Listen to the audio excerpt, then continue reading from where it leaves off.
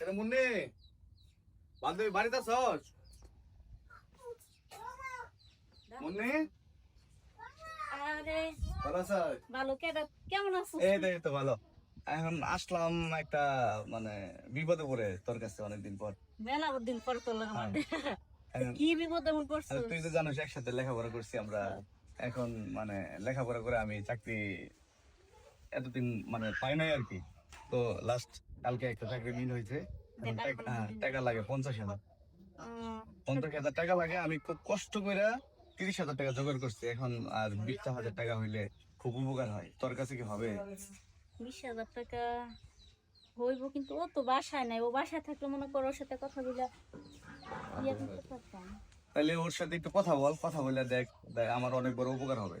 ও তো আইতে একটু সন্ধ্যা হইব। তুই তো জানোস আমি খুব অভাবে আছি, খুবই মানে কষ্টের দিন যাচ্ছে আমার।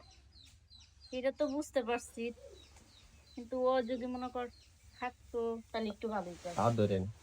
দেখ তাইলে আসলে অনেক বড় একটা উপকার হতো। আগে তুই আমার আপনি হাত ধরান কে? এইসব কি কি হইতাছে এইসব? হ্যাঁ মানে কি? আমি তো নিজের চোখ দিয়ে না দেখলে কখনো বিশ্বাস করতাম না। আরে তুমি আমি বাড়িতে নাই আর তুই একটা পরপুরুষ নিয়ে হাতাহাতি করতেছস। এইসবই করস তুই? হাই হাই, এতদিন তুই এইসবই করছস? আরে তুমি তো আগে কথা শুনবা। তুমি তোর কিসের কথা শুনবো আমি? ভাই ভুল বুঝতেছেন, বিষয়টা আসলে ওইরকম না।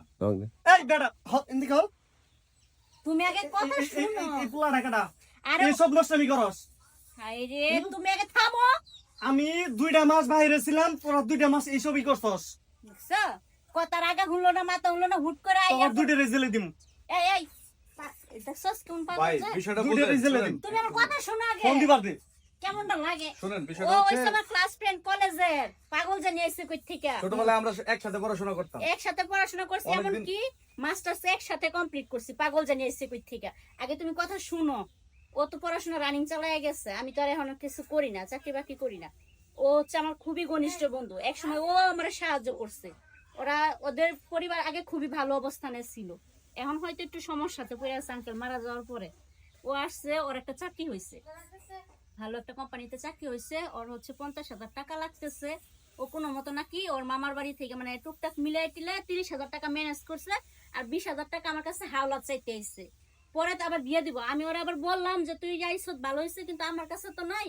ও তো অফিসে আছে, ও আসলে আমি দেখি ওর সাথে কথা বললাম। মানে আপনার টাকা লাগবে? পাগল দেখ, আরে তুমি বিষয়টা ভালোভাবে বুঝে বলবো না? তুমি শুনছো কথা, তুমি বুঝতেছো, তুমি তাই আমার কথা শুনলো না, কিছু না উড়াউড়ি শুরু করে দিচ্ছ। তোমার মনে আছে কিছুদিন আগে যে তুমি লামিয়ার 30,000 টাকা দিছো?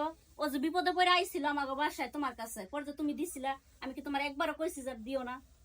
না তা তো না করিনি। তাহলে তুমি না করো নাই, তোমার বন্ধু এসে দেখো না। আমার মেয়ে মানুষ দেখে আমার বন্ধু আইছে আজকে, সে বিপদে পড়ছে দেখেই তো আইছে, নাহলে তো আইতো না। আইতো তোমার বন্ধু যদি তোমার কাছে আইতে পারে, তাহলে আমার বন্ধু কি আমার কাছে আইতে পারে না?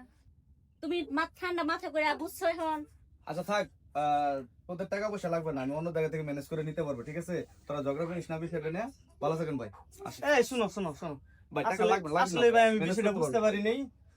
কত লাগবে? 20,000 না? 20,000 টাকার মতো। আমি এই মাসের স্যালারি 20,000 টাকা বেশি, যেখানে 20,000 টাকা আছে। ভাই সার্কিটে নেও, তোমার ভাই, জন্য শুভকামনা। অনেক বড় একটা উপকার করলেন ভাই, ভাই। এই ঋণ আমি শোধ করতে পারবো না ভাই। আচ্ছা ভাই, মানুষ মানুষের জন্যই তো। আচ্ছা যাও।